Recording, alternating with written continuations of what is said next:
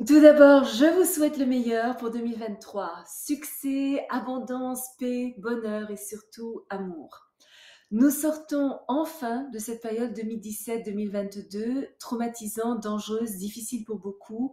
Non pas que tout tombe magiquement en place en 2023, mais nous commencerons à voir la lumière au bout du tunnel. 2023 commence par une semaine chargée astrologiquement. Le premier, Mercure est en sextile avec Neptune. Le 2, Vénus entre en Verseau jusqu'au 26 janvier. Le 4, Vénus est en sextile avec Jupiter. Le 5, je vous l'avais dit, c'est une semaine chargée. Le Soleil est en trigone avec Uranus. Et le 7, le Soleil est conjoint à Mercure. Tous des aspects très positifs. Donc 2023 débute avec beaucoup d'enthousiasme, des idées dynamiques et une tonne d'énergie. Plus en détail, que nous réserve cette première semaine de janvier, c'est ce que nous allons découvrir ici, aujourd'hui même.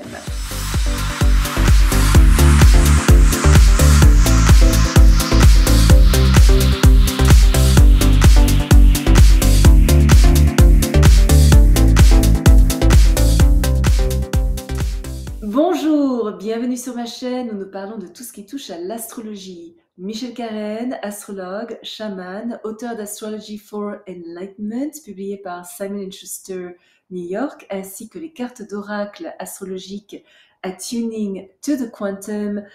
Malheureusement en anglais seulement pour l'instant, mais je vous mets quand même les liens ci-dessous. J'ai été sélectionnée pour être l'astrologue des stars lors de la 78e cérémonie des Oscars à Hollywood. Le dimanche 1er janvier, Mercure est en sextile, angle de 60 degrés avec Neptune. Une journée de sensibilité mentale. Notre intuition, notre compassion, nos capacités psychiques et télépathiques sont plus développées que d'habitude. La méditation, tout ce qui est caché et surtout de nature mystique et ésotérique est attirant. Nos visions et nos rêves pourraient être à la fois clairs et même prophétiques. Mercure-Neptune est très favorable au travail créatif parce que notre imagination est particulièrement renforcée. C'est un merveilleux transit pour les artistes en général et en particulier pour les musiciens, les peintres, les danseurs, les photographes et les cinéastes. Nous devons juste faire attention à ne pas négliger les détails, à ne pas faire des plans trop grandioses, trop fantasmés ou rêver des rêves irréalisables.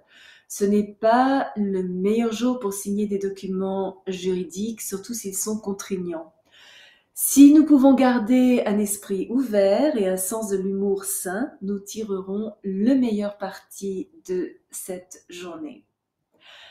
Le lundi 2 janvier, Vénus entre en Verseau pour 3 semaines jusqu'au 26 janvier. La limite entre amour et amitié devient plus floue. Un amour peut devenir une amitié, tandis qu'une amitié se transforme en romance. Notre cercle social s'élargit pour inclure des personnages excentriques et inhabituels. Nous pourrions ressentir une attirance soudaine pour quelqu'un de très différent des personnes qui nous intéressent habituellement. Nous pourrions devenir rebelles aux valeurs relationnelles traditionnelles et nous sommes un peu enclins à rompre brusquement avec un partenaire qui commençait à nous lasser et à débuter une liaison informelle avec une personne passionnante qui ouvre notre esprit à des idées nouvelles et nous introduit à des cercles sociaux différents. Mais une chose est sûre, pendant cette période, nous ne voulons aucune restriction à notre liberté. La routine, la jalousie, la possessivité nous feront courir dans l'autre sens. Mais même si d'ordinaire nous n'étions pas enclins à lier notre destin à un autre et refusions de sacrifier notre indépendance, ça ne veut pas dire que pendant cette période, nous ne nous engagerons pas volontiers avec un partenaire que nous respectons et admirons, qui nous stimule intellectuellement et spirituellement. Nos goûts deviennent aussi plus éclectiques. Nous pourrions nous intéresser à la peinture moderne, à la musique électronique ou à des formes d'art abstraites et pour le moins étranges.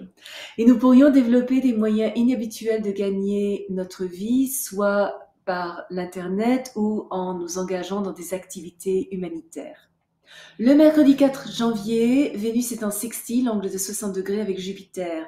C'est un jour vraiment heureux, idéal pour une fête, assister à un événement élégant, profiter de la beauté et du confort ou promouvoir une entreprise liée aux arts, à la musique ou aux articles de luxe. Parfait aussi pour un rendez-vous décontracté ou une soirée entre amis.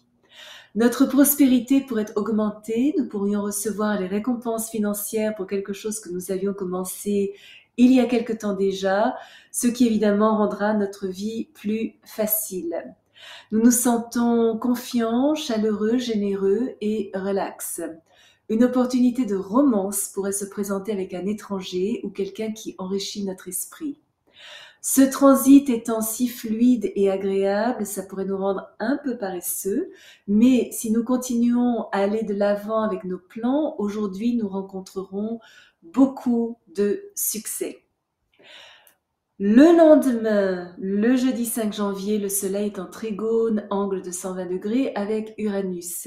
Une journée où nous attendre à l'inattendu. Beaucoup d'excitation dans l'air, les plans changent d'une seconde à l'autre, des interférences redirigent notre ligne d'action. Plus nous restons flexibles, plus cette journée sera positive. Ce transit nous demande d'être débrouillard, original et inventif. Et si nous nous axons sur notre unicité, restons enthousiastes et sommes prêts à essayer quelque chose de nouveau, cette journée deviendra super stimulante et intéressante. Beaucoup d'opportunités inattendues pour notre croissance personnelle. C'est une merveilleuse journée pour étudier une discipline qui augmente notre connaissance de nous-mêmes. Aujourd'hui est le jour pour mettre en œuvre les changements que nous savions devoir apporter à notre vie, mais que nous reportions continuellement. Plus d'excuses. Le samedi 7 janvier, le soleil est en conjonction, angle de 0 degré avec Mercure. Ce n'est pas un aspect particulièrement significatif parce que Mercure n'est jamais très loin du soleil, mais il est positif pour la communication, l'étude, l'enseignement, la rédaction d'emails, le retour d'appels téléphoniques, la planification et le démarrage d'un nouveau projet. Nous pourrions nous sentir un peu agités. C'est donc un jour idéal pour les petits voyages et rencontrer plein de nouvelles personnes.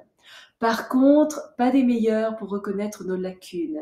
Nous ne sommes peut-être pas super objectifs, mais nous sommes curieux, bavards et pleins de ressources. Normalement, c'est une journée dynamique et mentalement productive. Si vous êtes déjà abonné à ma chaîne, je vous en remercie. Si vous avez apprécié cette vidéo, pensez à placer un petit pouce bleu, à souscrire et à cliquer sur la petite cloche pour être averti lorsque je télécharge une nouvelle vidéo, généralement une fois par semaine, sauf lorsque je voyage. Lien ci-dessous pour mes prochaines aventures 2023 mystiques, Égypte, Finlande et Pérou-Bolivie. Vos commentaires sont toujours très appréciés. S'il y a un sujet que vous aimeriez que je développe, n'hésitez pas à me le faire savoir. Et souvenez-vous comme toujours, choisissez vos batailles, marchez en beauté. Merci de m'avoir accompagné le temps de cette vidéo. À la prochaine!